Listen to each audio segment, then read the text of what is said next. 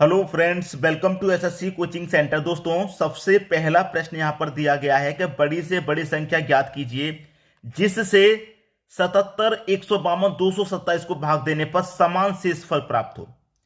दोस्तों, मैं आपको बता दूं, ये जो प्रश्न है आपके एचसीएफ वाले हैं। एचसीएफ वाले प्रश्न हैं ये आपके, ठीक है। एचसीएफ, तो एचसीएफ अगर आपको आता है तो बना लेंगे आप प्रश्न को। अगर एचसीएफ नहीं आता तो आप नहीं बना पाएंगे।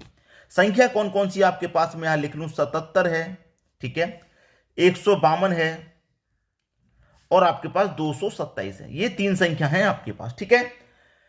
अब मैं क्या करूंगा, इन तीनों संख्याओं का एचसीएफ निकालूं। आपसे कहा गया कि बड़ी से बड़ी संख्या, हमेशा याद रखना कि आपके पास जो संख्याएं दी गई हैं, ठीक है, या तो उन संख्याओं का अंतर एचसीएफ होगा, ठीक है। याद रखना मैं जो बातें बोल रहा हूं, जो संख्याएं दी गई हैं या तो उन संख्याओं का एचसीएफ उनका अंतर होगा, ठीक है, या उनका कोई गुणनखंड होगा।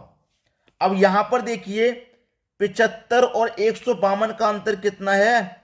77, 152 का अंतर 75, 152 और 227 का अंतर भी कितना, 75। मैंने इन दोनों संख्याओं का अंतर कर लिया, इन दोनों का और इन दोनों का 75 आया। इन दोनों का भी कर लेता हूं, पहली का तीसरी का अंतर पता लग जाएगा कितना।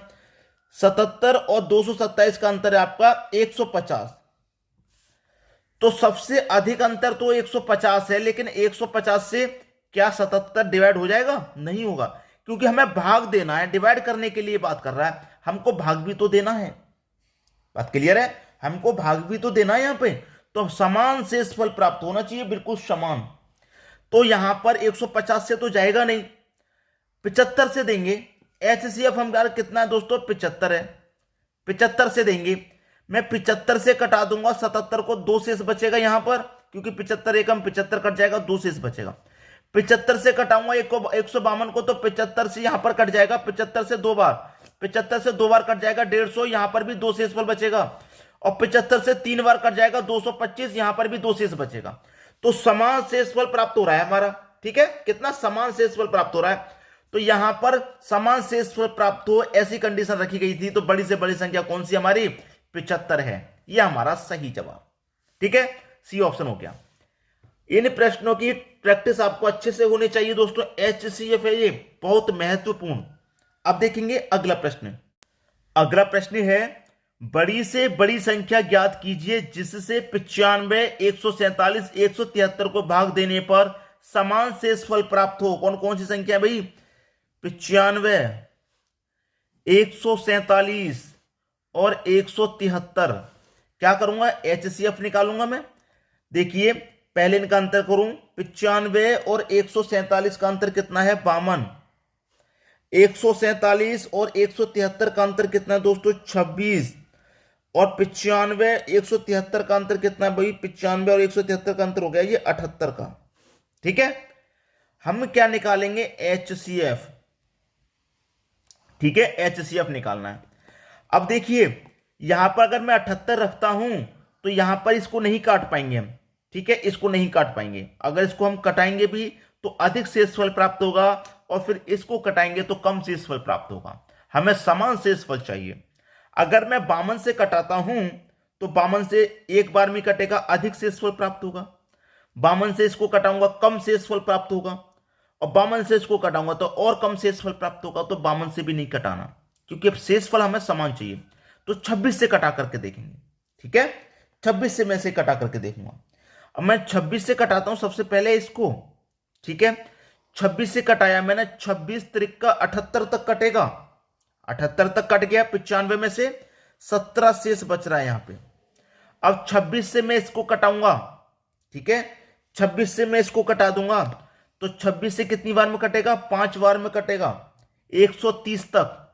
यहां पर भी 17 शेष बचेगा। ये 26 से 5 बार में 130 तक कट गया, यहां पर भी 17 शेष बचा। और 26 से मैं यहां पर कटाऊंगा, 26 से मैं यहां पर कटाऊंगा, 26 से यहां पर मैं कटा दूंगा, तो यहां पर भी मेरा कितना, 17 शेष बच रहा है। क्योंकि 130 तक 100 कट गया, यहां पर कटाऊंगा तो यहां से कटेगा 130 के बाद में 156 तक, 156 तक कटने के बाद में फिर 17 शेष बच रहा है यहां पे भी। तो एचसीएफ मेरा कितना हो गया, 26 हो गया। और समान शेषफल प्राप्त हो रहा है 26 से भाग देने पर। तो HCF या तो अंतर होगा या अंतर का कोई गुणनखंड होगा। याद रखना, HCF जब भी निकालें या तो अंतर होगा या अंतर का कोई गुणनखंड। तो 26 हमारे इस प्रश्न का सही आंसर हो जाएगा। अब देखेंगे हम अगला प्रश्न। अगला प्रश्न है, वह बड़ी से बड़ी संख्या ज्ञात कीजिए जिससे 68, 82 तथा 96 को भाग देने पर समान शेषफल प्राप्त हो। भाई देखिए आपके पास कौन कौन संख्या है, 68, 82 और 96। ठीक है, पहले इन दोनों का अंतर देख लो। 68 82 का अंतर कितने का, 14 का। 82 96 का अंतर 14 का, दोनों जगह यहां 14 का अंतर आ रहा है। और 68 और 96 का अंतर कितने का, 28 का। ठीक है भाई, 28 का अंतर तो ज्यादा हो गया, कोई बात नहीं, ज्यादा हो या कम हो।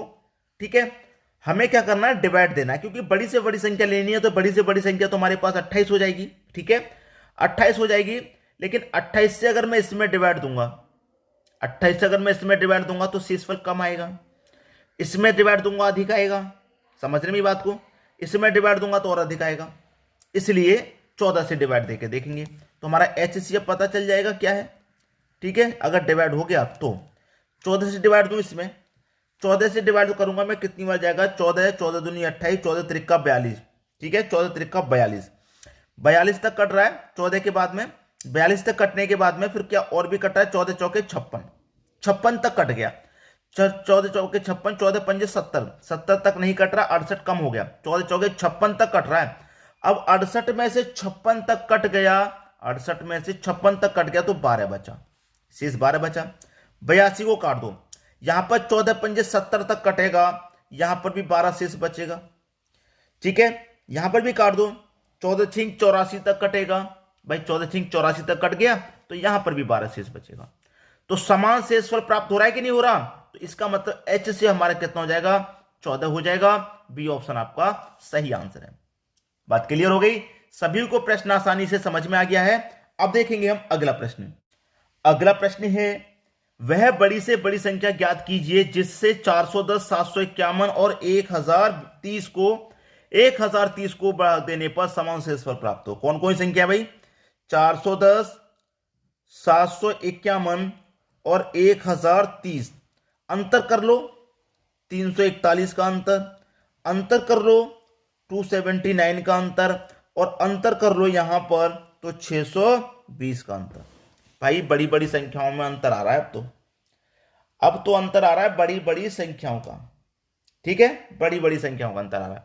तो मैंने आपको क्या बताया था, या तो अंतर ही उनका HCF होगा या अंतर का कोई गुणनखंड होगा, यही तो मैंने आपको बताया था।